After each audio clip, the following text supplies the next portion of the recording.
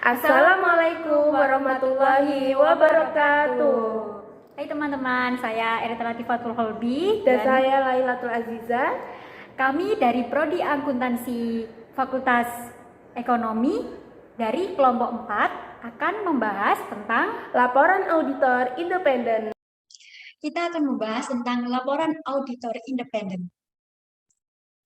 Jenis-jenis opini. Yang pertama ada opini wajar tanpa pengecualian. Yang kedua ada opini wajar dengan pengecualian. Yang ketiga ada opini tidak wajar. Yang keempat ada opini tidak menyatakan pendapat. Opini wajar tanpa pengecualian. Pendapat yang diberikan pada saat audit sudah dilaksanakan sesuai dengan standar auditing SPAP. Auditor tidak menemukan kesalahan material secara keseluruhan, laporan keuangan atau juga tidak terdapat penyimpangan dari prinsip akuntansi yang berlaku. Opini wajar dengan pengecualian adalah suatu pendapat yang diberikan pada saat laporan keuangan dikatakan wajar di dalam hal yang material, namun terdapat sesuatu penyimpangan atau juga kurang lengkap pada pos tertentu sehingga harus dilakukan pengecualian. Opini tidak wajar.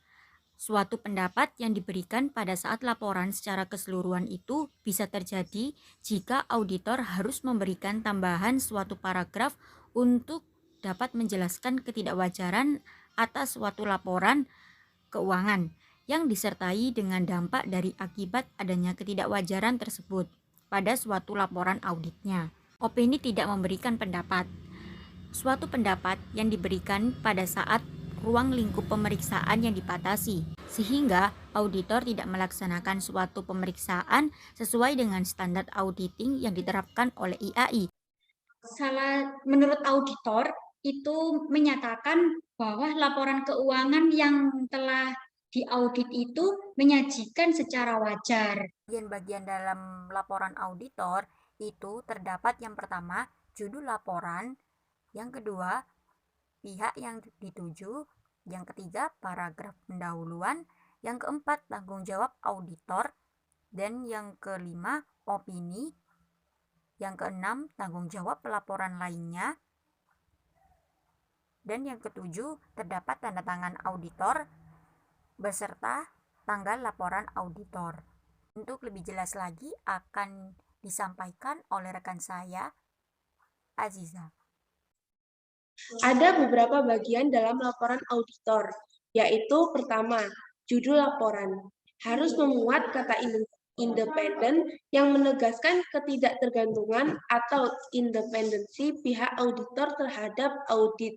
Contoh laporan auditor independen. 2. Pihak yang dituju. Biasanya ditunjukkan pada perusahaan, pemegang saham, atau dewan direksi tergantung kepada siapa laporan tersebut disusun. Lalu yang ketiga ada paragraf pendahuluan.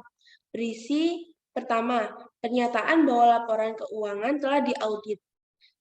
Kedua, mengidentifikasi entitas yang ketiga ada paragraf pendahuluan yang berisi tentang pernyataan bahwa laporan keuangan telah diaudit, lalu mengidentifikasi entitas yang laporan keuangannya diaudit, menyebutkan tanggal atau periode yang dicakup dalam laporan, mengidentifikasi judul setiap laporan keuangan yang menjadi bagian dari laporan keuangan, merujuk pada ikhtisar kebijakan akuntansi signifikan dan informasi penjelas lainnya. 4. Tanggung jawab auditor. Bagian ini menyatakan tanggung jawab auditor adalah untuk menyatakan opini atas laporan keuangan. Auditor menyatakan bahwa audit dilaksanakan mengacu pada standar audit yang ditetapkan oleh IABI, mematuhi ketentuan etika dan telah merencanakan dan melaksanakan audit untuk memperoleh keyakinan memadai tentang apakah laporan keuangan bebas dari salah saji material. Yang kelima, opini atau pendapat auditor. Opini auditor menyatakan bahwa laporan keuangan klien telah disajikan secara wajar. disajikan secara wajar. Artinya, segala perbedaan pendapat antara manajemen dan auditor terkait masalah-masalah akuntansi telah diselesaikan dan memenuhi judgement auditor. Dalam semua hal yang material, artinya bahwa opini auditor bukanlah kebenaran mutlak, karena adanya keterbatasan-keterbatasan dalam pelaksanaan audit. Opini harus menyatakan bahwa laporan keuangan klien telah disusun sesuai SAK.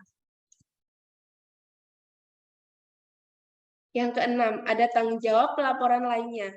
Jika auditor menyatakan tanggung jawab pelaporan lainnya dalam laporan auditor atas laporan keuangan, maka tanggung jawab laporan lain tersebut harus dinyatakan dalam suatu bagian terpisah dalam laporan auditor yang diberi judul pelaporan lain atas ketentuan hukum dan regulasi. Sehingga poin 1 hingga 6 harus diberi subjudul pelaporan atas laporan keuangan. Yang ketujuh ada tanda tangan auditor.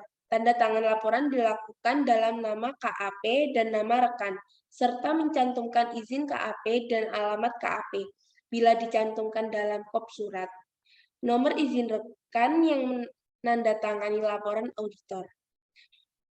8. Yaitu tanggal laporan auditor.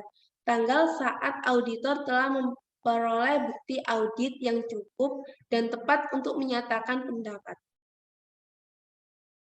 Sekian dari kami, terima kasih sudah menonton. Jangan lupa like dan subscribe. Sampai jumpa. Dadah. Assalamualaikum warahmatullahi wabarakatuh. Kak mau ngono-ngono. Wassalamualaikum warahmatullahi wabarakatuh.